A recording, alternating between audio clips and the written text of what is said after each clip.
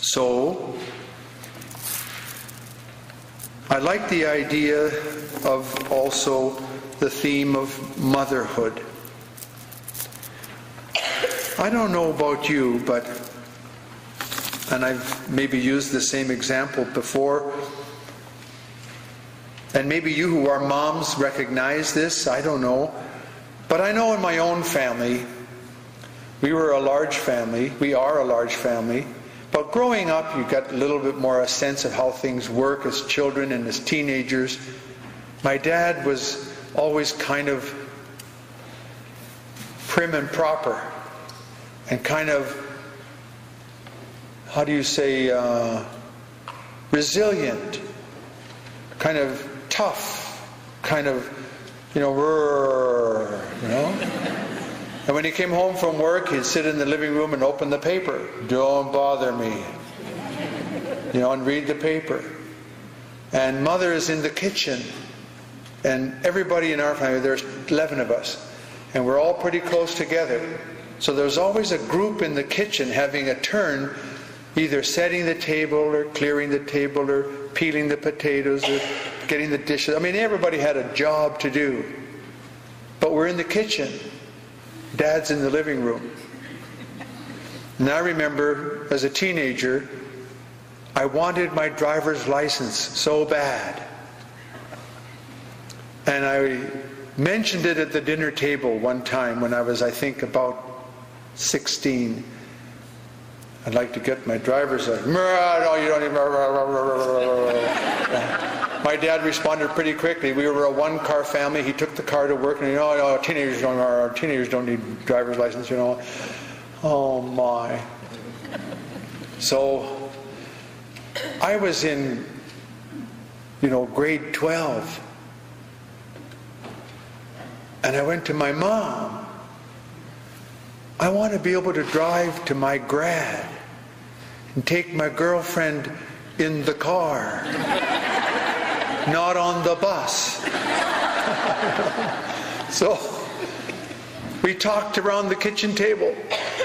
My mom said, well, go and get your application. I'll sign it. Just between you and I. And so we did that. Got my license. Passed my test. Got it in my wallet with my picture. Woo! So then, at one particular dinner, because that's when we all ate as a family. Dinner time was family time. Dad's at one end of the table, Mother's next to him, all the kids are in between, and I'm at the other end because I'm the oldest. Brother, son. I'm at the other end. Dad's there. I'd like to borrow your car for grad. He says, you don't have a license. Yes, I do. And he looks at my mom. You signed for him, didn't you? Okay, but you have to have my car back by midnight, Anyways, the episode worked out to everybody's happy kind of conclusion. But the point I'm making with you is the mother in the kitchen oftentimes has a way of solving the troubles of the kids. And when the youngsters are maybe hesitant to go to the tough dad, they very easily go to the warm-hearted mom, and they cry on her shoulder, and they petition, and they say, and they leave it with me, I'll talk to Dad. And isn't that often the way? I'm not saying it's the way for everybody, but it seems to be one of those kinds of family conditions that the dad is a little less approachable maybe, but the mom seems to make it work. And I've seen it in my own life as a priest. Many times you visit around families and so forth, and the mom seems to be kind of the one that can get in between and help out and work through and make situations better. Her warmth, her kindness, her forbearance, her patience. And then when it comes to kids grown up and gone and into all kinds of mischief and nonsense, who always is there with the tears saying, please, Father, pray for my kids. Please, Father, my kids, my kids, my kids, my kids. It's the mom. I mean, I don't think the dads don't pray for their kids. They do, you know. I'm telling you, don't let that get away from here now. Father doesn't think dads pray, but they do. But they do it in a different manner. They don't necessarily get so emotionally charged. But the moms do. And they get kind of, you know, and that's the one thing that seemed to work in our family, because I've got 7 brothers. The one thing that we were never wanting to do was to make mom irritated enough that she would cry. Because if my dad thought we made our mom cry, you better duck. That's the one thing that he really would be angry about, if he discovered that we made our mom cry. Because my dad loved my mom, no questions. We always saw my dad hug my mom and kiss my mom. Didn't kiss us, but he kissed my mom. But you see, the meaning of this is, I think that the good Lord has understood that, and that in our life of faith we go to the mom. It doesn't mean we can't go to the dad or the son, Jesus the Son. We can. And the church has always made sure that that's carefully understood. At the same time, on the cross, Jesus said, "This is your mother." And that's one of those poignant moments when it was a larger-than-life teaching that Jesus gave to all his disciples, the motherhood of his own mother Mary. That's why we call the church our mother, because Mary is the model of the church.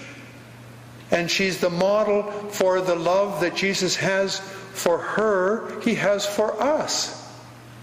And he gives us this woman as a means by which we can also be in harmony and in unity with the will of God that is embodied in Mary.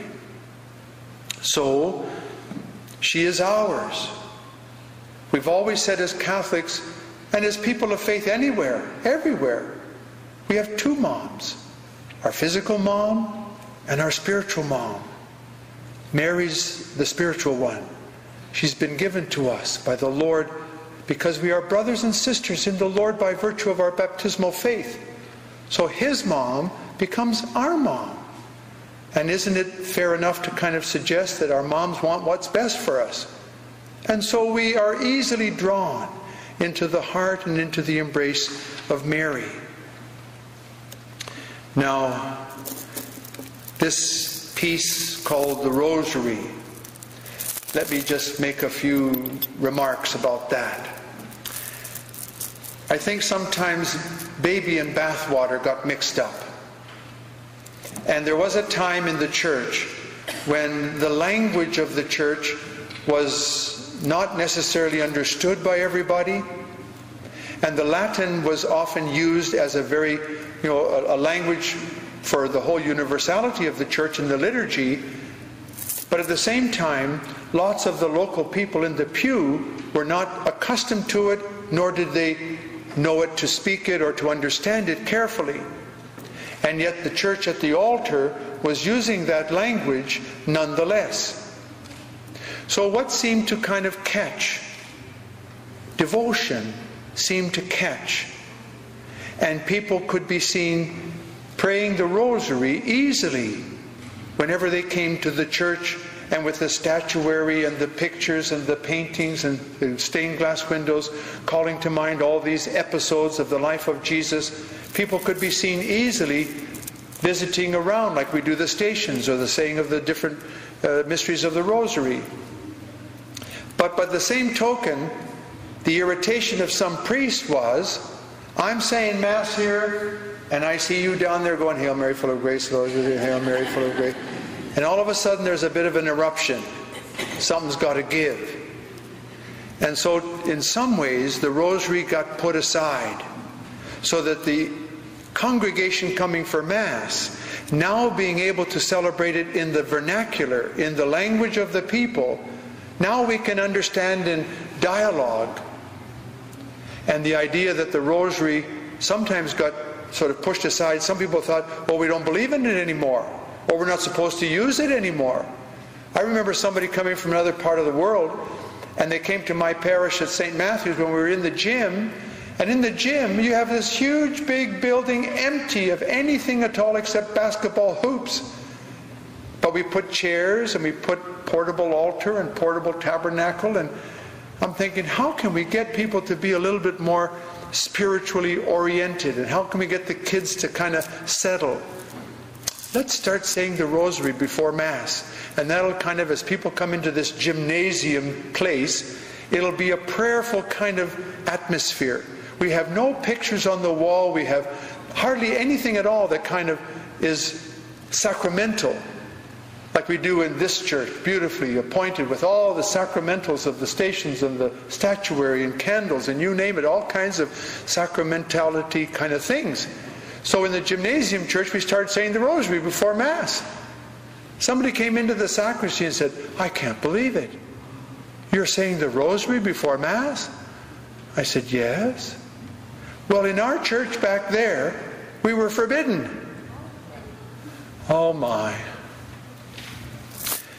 So thus is the story. It kind of gets thrown around, this rosary business. At the cathedral, we say the rosary before Mass. But we don't say it during. Because during Mass, we're supposed to be in sync with what's taking place at the altar, with what's taking place at the ambo, with what's taking place wherever the priest is preaching from, and that our prayers are all kind of connected with one another. So our devotion is not supposed to take over our sacramental celebration of the Eucharist. So we have to kind of make sure that that's in proper place. But in times past, it looked as if the devotion was far more important than what was taking place in the liturgy of the Eucharist. But there was a language barrier, and there was other kinds of intellectual and educational barriers. And the rosary seemed to fit into that because it was a prayer that could bring to mind, through the simplicity of wherever you were at, a mama could teach her little ones the faith of the church through the use of the rosary. Because the sorrowful, the joyful, the glorious, and now we have, oh my goodness, the luminous mysteries. What a time we're in. That during our own day and time, how many years ago was it? In 2003? When was it? Oh, gosh, I forget now. We were given the luminous mysteries. I mean, that's something that's like, doesn't happen in hundreds of years. And Pope John Paul II gave them to us. We always had them. At one time we could have said there was hundreds of mysteries of the rosary before it got kind of put into the way we have it today, since it's about the 1500s. But nonetheless, the mysteries of the rosary, and I've once in a while I said, let me see now, what are we going to meditate on today? Well, let's meditate on the Lord's Last Supper. So now we have the gathering at the upper room. We have the preparation of the upper room. We have the washing of the feet. We have the institution narrative. We have the kiss, or not the kiss so much, but the dismissal of Judas. Well, all of those are mysteries that you could easily say a decade of the Rosary about and meditate upon that particular incident, episode in the life of Jesus. So the Rosary is not in some way confined to the prescribed pieces that we know today that is sort of like the official. You could say the Rosary about almost anything. And you could say, well, let's just say the prayers and pray for this particular intention for the first set of prayers, and that intention for another set of prayers, and that intention for another set of prayers. The Rosary is indeed a vehicle for prayer. But each of the pieces seems to suggest that along the path of Jesus' life and suffering and death, who also was there.